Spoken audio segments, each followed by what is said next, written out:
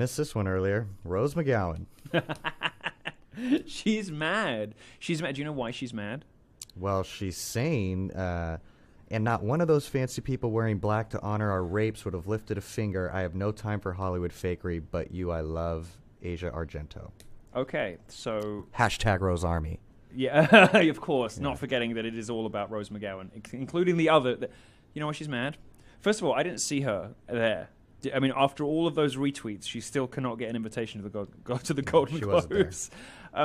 She's mad because this isn't all about Rose McGowan anymore. I mean, this is a woman who took a deal, stayed quiet, did a calculation, worked out that it was... She's on screen, yeah. I mean, she did a calculation. She worked out that it was more profitable to speak out than to stay quiet because her career was in the doldrums. So she did. Then it comes out she's thinking about a 7-figure settlement to not speak out again. And okay, she doesn't take the deal. Well, maybe because she thought that the payday was bigger in the long run, becoming the front woman of this new rebel army of women who just aren't taking it anymore. Except now it's kind of got away with her, and now Rose isn't the star of the show anymore because now Oprah and Meryl are involved. Who the hell is Rose McGowan? Right. Oprah, yeah, and now Oprah owns this subject, and Meryl Streep was there in the front row with that like, I'm trying, but I'm not trying, pulled back gray hair, you know, that sort of like grandma bun that she does when she wants to look like she's not trying too hard.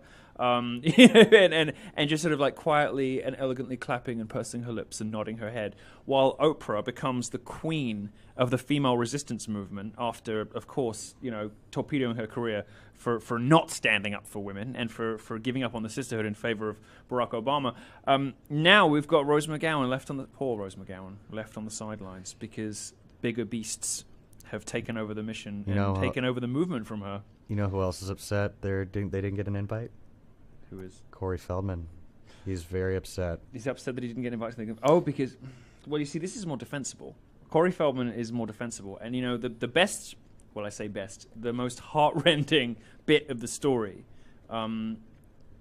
which I talk about in the book, Despicable, is coming out in May. The best bit of this story is now in retrospect we understand why Matt Lauer was so aggressive and hostile. Oh, it's terrible to him. To Corey. Why? Because in the back of his head he was thinking, I should discredit all accusers because mine are next. Mine are coming out the woodwork next. This is Matt button under the desk to lock the door Lauer. This is Matt bag of sex toys Lauer. This is Matt Lauer about whom about whom everybody knew. The network. And he's he's in the back of his mind thinking, I'm sure, the smart move here is to discredit accusers and play this down and make Corey Feldman look like he's crazy because I know I'm up on the rack next. And I was watching that interview with him and I was thinking, okay, Corey Feldman is an oddball. He's a little weird. He's a little kooky, but wouldn't you be after what he went through when he was a kid? The other kid that it happened to killed himself. Corey Feldman is a little bit of an oddball, but he's now speaking out. He's giving names. He wanted to do like a fundraiser that didn't work because he was worried about having legal protection and somewhere to live and all the rest of it. Meanwhile, he gets arrested for marijuana possession as a warning as when he starts speaking out. And Matt Lauer's going in on him. Like he's the bad guy. He did something. It was the most accusatory tone. I couldn't believe it. And that's why. Now I realize why. Corey Feldman, I just feel bad. I mean, I'm putting it in the book, so it's not a secret. But we were in touch briefly. We had a phone call, and unfortunately, he decided not to talk to me, and I think it was a mistake.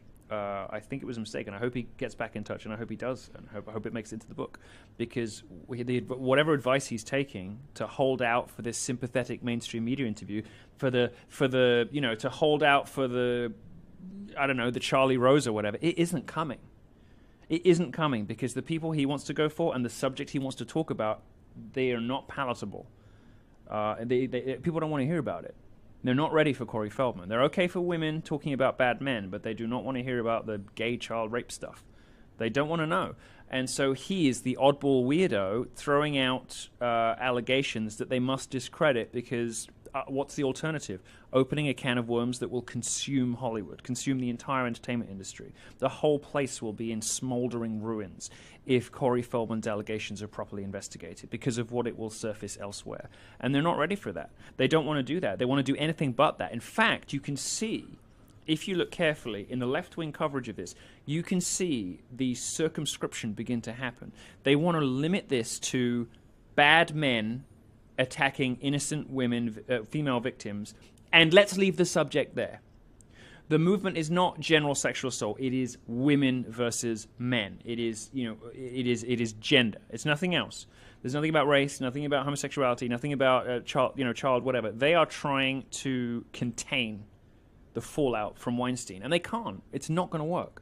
It isn't going to happen. But the reason I think that they're so aggressively against Corey Feldman speaking out, naming names, and letting him have his say in the sort of sympathetic environment that would normally be provided to abuse victims or to people who were ready to speak up about their abusers or about things that happened to them when they were children, particularly in an industry everyone's fascinated by, movies and TV.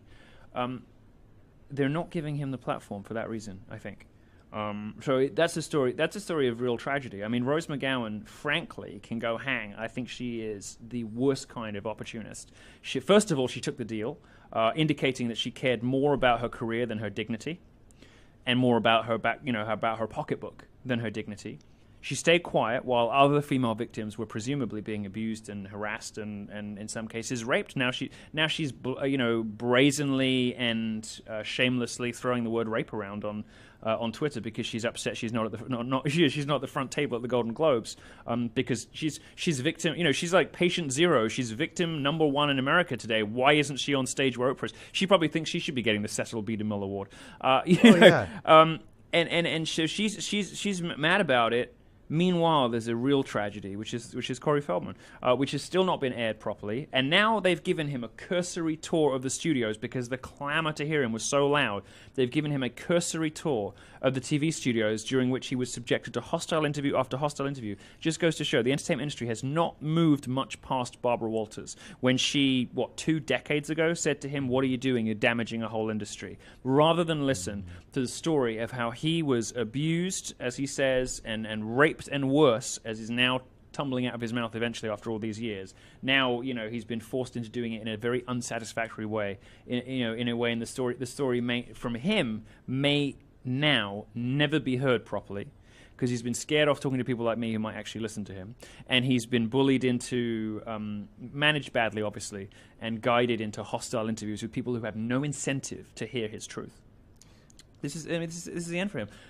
My hope is, and I'm pretty sure about it, that they are not going to be able to contain the damage. This is not just a little hill fire that damages a few Bel Air homes.